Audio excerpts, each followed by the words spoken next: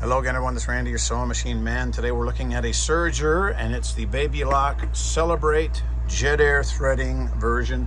And the official model of it is the BABYLOCK BLS-1.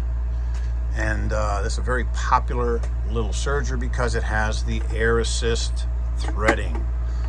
And what you do is you push the button in, and it says to line up the green lines, but I just hold the button in, bring it toward me until it clicks, and you see how it engages your tubes over here. Then you put it on the right hand side, put a puff of smoke, puff of air, sorry, run it through, and go to the other side.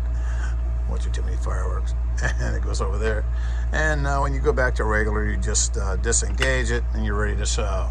Now this little guy came in needing the knife replaced. The daggone knife was worn out, and I thought prematurely. I thought the knife would last longer than this one has. I don't know if she's sewing on heavy stuff or not, but the knife should last longer than that. And this one you can see when they go bad. Here's the old knife. You see that shiny right there? That shiny is where it starts getting dull. These are not sharpenable, so you can't resharpen them, so you have to get a new one. And fortunately, the customer didn't know this. I knew this because this is what I do. There's a little hiding place over here on the side, and you open this up, and voila, there was an extra knife in here. That's what they usually do, because I guess they're such poor knives. You get a replacement one for free when you buy it, or included in the purchase price. Nothing's free. But if you get one of these, I would order a replacement knife and have it standing by, because if you go to order it and they don't have it, well, you're not going to cut anything. So always have one of these ready to go. And when you install the crazy thing, it's not hard to do. You have the screw over here on the side that installs it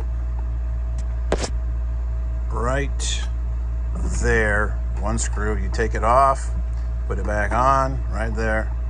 And you always make sure that when you install it, you set the height on it properly.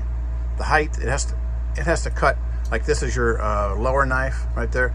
It has to be high enough that it allows the thread to come in from this direction here, and then it has to go down past the lower knife. It has to go below it.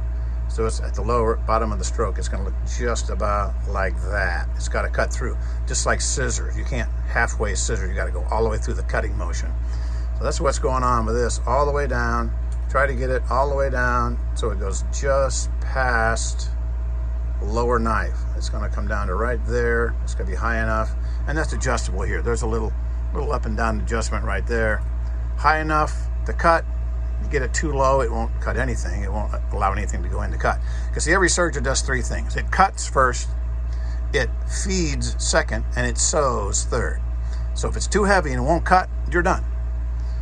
There's no hope. If it won't cut, it won't feed, it won't sew. So it has to cut first. So if it won't cut, if you have a brand new knife and it won't cut, that means you're probably sewing on something too heavy, a thick seam or denim or something like that.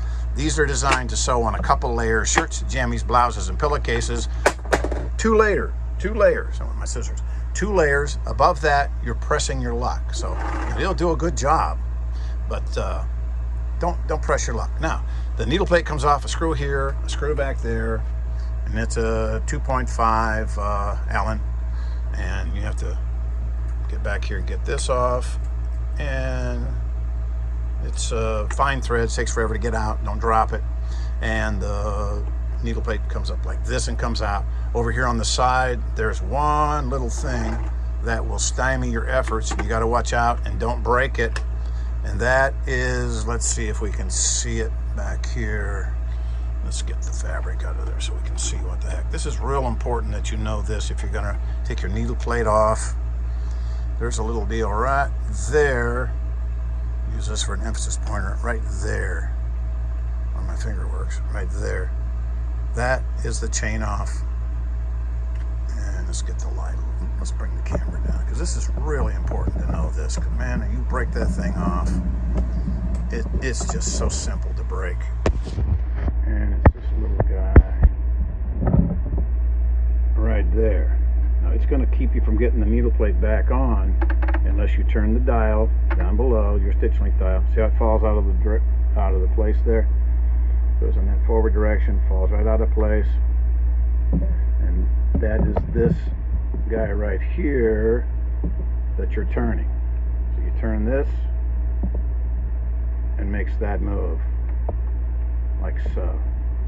Turn this like so, and that moves out of the way. So if you try to put your needle plate back on with that there, you are not going to have a fun time with it. So once you get it back in place, put your needle plate on, put it back on 3, which is where most of your sewing is going to go on. That's about 10 stitches per inch to do a nice overlock. And your overlock stitch will it'll look different based on your stitch length, stitch width. But as far as threading it, you know, whoever sold you your machine is responsible for showing you how to thread it. If you bought it online, well, sorry about that. You're on your own. But it's like any serger, any machine. Thread to the back guide, over the top. Make sure your presser foot is up. That spreads all your tension disc apart. All 4 of them are spread apart at once. So bring it over the top. Bring it down through. This one, you click, run the right one, click, run the left one. And then for your needle, bring this one up, around behind, down the right. This one goes to the right needle, the left one goes to the left needle, and you're back in business. Make sure your stitch length is on 3. Make sure your knife is in the right spot. They're not bad little machines, especially when they're new. When they're new, they're nice. When things start breaking, like your self-threading, they call it self-threading, it's not, but it's assisted threading. When that breaks, it's going to be difficult. When you're self-threader, assisted threader, it's going to be difficult. All that stuff when it's new. So if you have the wherewithal where you can buy one of these every couple of years, have fun with it. But when it breaks, it's going to be pricey. A lot of plastic and a lot to go wrong. But at first, for a while, they're going to be okay. Knife, needle plate, how to get that out of the way, thread it.